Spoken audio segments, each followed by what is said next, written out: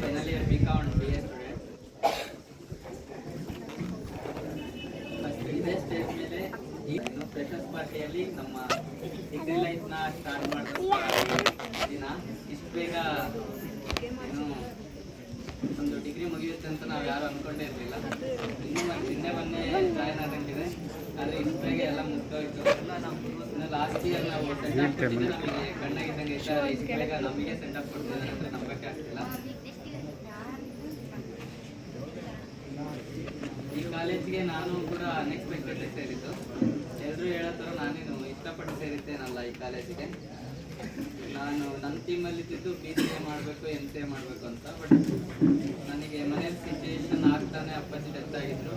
So ಮನೇಲಿ ಅಮ್ಮನ ಒಂಟಿ ಮಾಡಿ ನಾನು ಬಿಟ್ಟೋಗಂಗಿರಲಿಲ್ಲ. ಸೊ ಅದ್ರ ಪ್ರಕಾರ ನಾನು ನನ್ನ ಆಸೆಗಳನ್ನೆಲ್ಲ ಬದಿಗಿಟ್ಟು ಈ ಕಾಲೇಜಿಗೆ ಸೇರಂಗಾಯ್ತು.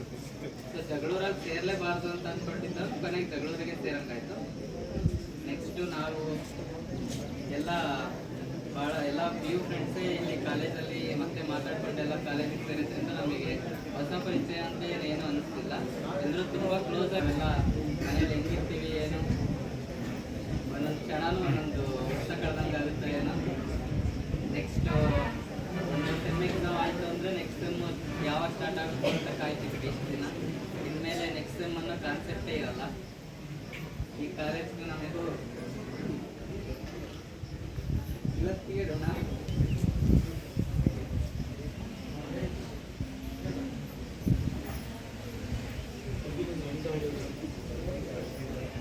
ತುಂಬ ಮಾತಾಡ್ಬೇಕಂತ ಕಂಡಿದ್ದೆ.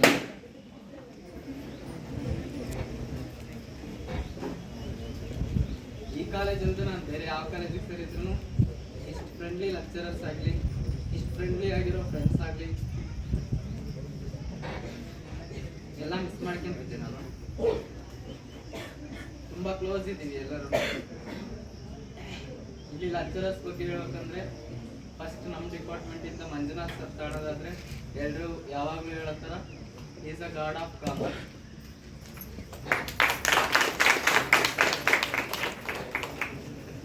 ಎಲ್ಲ ಟೈಮಲ್ಲೂ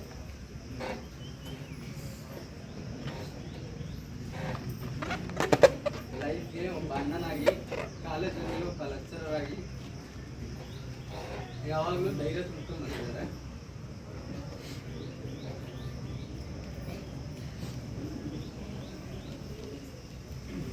ಇಂಥ ಒಬ್ಬ ಲೆಕ್ಚರ್ನ ನಾನು ಯಾವಾಗಲೂ ಮಿಸ್ ಮಾಡ್ಕೊತೀನಿ. ಇನ್ನು ಚೇತನ್ ಸರ್ ಬಗ್ಗೆ ಹೇಳ್ಬೇಕು ಅಂದರೆ ಅವರು ಈ ಲೆಕ್ಚರರ್ ಅನ್ನೋ ಫೀಲ್ ಯಾವತ್ತೂ ಬಂದಿಲ್ಲ. ಒಬ್ಬ ಫ್ರೆಂಡ್ ಆಗಿ ಮಗ ಮಚ್ಚಿ ಇವನ್ ಬಿಟ್ರೆ ಆಲ್ಮೋಸ್ಟ್ ಎಲ್ಲ ಫ್ರೆಂಡ್ಲಿ ಆಗೇ ಇದ್ರು. ಎಲ್ಲ ಥರ ಫೀಲಿಂಗ್ಸ್ನು ಶೇರ್ ಮಾಡ್ಕೊಳ್ತಿದ್ವಿ ಸರ್ ಜೊತೆ. ಅದರಿಂದ ಸುನೀತಾ ಮ್ಯಾಮ್ ಬಗ್ಗೆ ಹೇಳ್ಬೇಕು ಅಂದರೆ ಸಚ್ ಅ ಡಿಫ್ರೆಂಟ್ ಲೇಡಿ.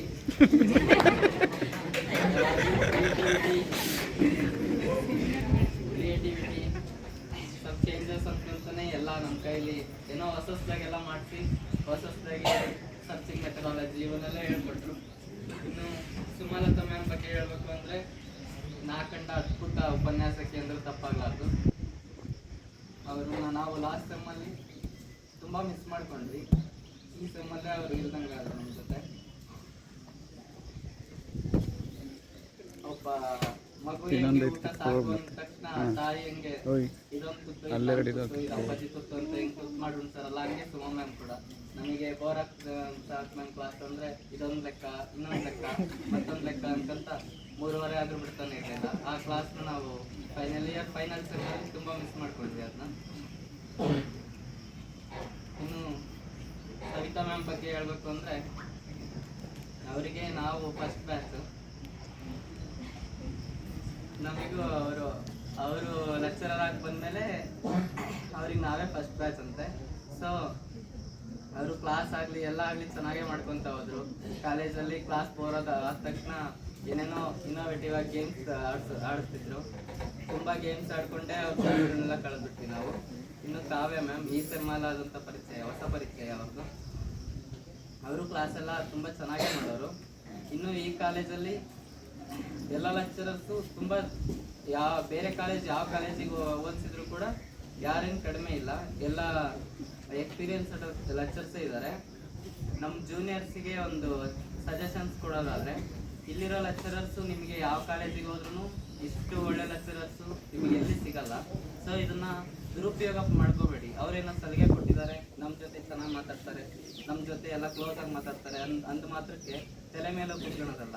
ಎಲ್ಲಿ ಹೇಗಿರಬೇಕು ಅದನ್ನು ಸ್ವಲ್ಪ ಮನಸ್ಸಿನಲ್ಲಿಟ್ಕೊಂಡು ನಡ್ಕೊಂಡು ಹೋದರೆ ಅವರಿಗೂ ಒಳ್ಳೆಯದು, ನಿಮಗೂ ಒಳ್ಳೆಯದು. ಏನೋ ಅವರು ನಮ್ಮ ಸ್ಟೂಡೆಂಟ್ಸು ಎಲ್ಲ ಕ್ಲೋಸ್ ಆಗಿದ್ದರೆ ಅವ್ರ ಮನಸ್ಸಲ್ಲಿ ಇದ್ದಂಥ ಏನೋ ದುಃಖ ದುಮ್ಮಾನ ಎಲ್ಲ ಹೇಳ್ಕೊಂಡು ಚೆನ್ನಾಗಿರ್ತಾರೆ ಅನ್ನೋ ಒಂದು ಕಾರಣಕ್ಕೆ ನಿಮಗೆ ಫ್ರೀಯಾಗಿ ಬಿಟ್ಟ ತಕ್ಷಣ ನೀವು ಅದನ್ನೇ ಹದಿನೈದು ನಿಂತ್ಕೊಳ್ಳೋದಲ್ಲ. ಇತ್ತೀಚೆಗೆ ನಾವು ನೋಡ್ದಂಗೆ ಈ ಸೆಮ್ಮಲ್ಲಿ ನಮ್ಮ ಲೆಕ್ಚರರ್ಸ್ ಎಲ್ಲ ತುಂಬ ಬೇಜಾರಾಗಿದ್ದರು. ಸೊ ನಾವು ಹೋಗ್ಬೇಕಾದ್ರೆ ಯಾಕೆ ಹಿಂಗಾದ್ರು ಇವರೆಲ್ಲ ನಮಗೆ ಭಾಳ ಬೇಜಾರಾಗ್ತಿತ್ತು. ಇವರೆಲ್ಲ ಯಾಕೆ ಇಷ್ಟೊಂದು ಬೇಜಾರಾಗಿರ್ತಿದ್ರು ಯಾವಾಗಲೂ ಕಾಲೇಜಲ್ಲಿ ಅಂತ. ಸೊ ಅದನ್ನು ಸದುಪಯೋಗ ಮಾಡ್ಕೊಳ್ಳೋದು ನೋಡ್ರಿ. ಅವರು ಫ್ರೆಂಡ್ಲಿ ಆಗಿದ್ದಾರೆ ಅನ್ನೋ ಮಾತಕ್ಕೆ ಅದನ್ನೇ ದುರ್ಬಳಕೆ ಮಾಡ್ಕೊಳ್ಳೋದಲ್ಲ.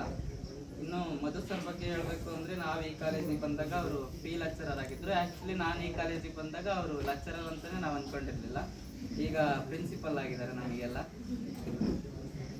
ಇನ್ನು ನಾಗರಾಜ್ ಸರ್ ಸೀನಿಯರ್ ನಮ್ಮ ಕಾಲೇಜಲ್ಲಿ ಸೀನಿಯರ್ ಲೆಕ್ಚರರು. ಅವ್ರ ಬಗ್ಗೆ ನಾವು ಅವ್ರ ಕ್ಲಾಸ್ಗಳೇನು ನಾವು ಕೇಳಿಲ್ಲ, ಆದರೂ ಅವರ ಲೆಕ್ಚರಿಂಗ್ ಎಲ್ಲ ಸ್ಟೇಜ್ ಫಂಕ್ಷನ್ಗಳಲ್ಲೂ ನಾವು ನೋಡಿದ್ದೀವಿ. ಇಂಥ ಒಳ್ಳೆ ಲೆಕ್ಚರರ್ಸ್ ಇದ್ದಾರೆ, ಎಲ್ಲರನ್ನೂ ಸದುಪಯೋಗ ಮಾಡ್ಕೊಳ್ರಿ ಅಂತ ಹೇಳ್ತೀನಿ.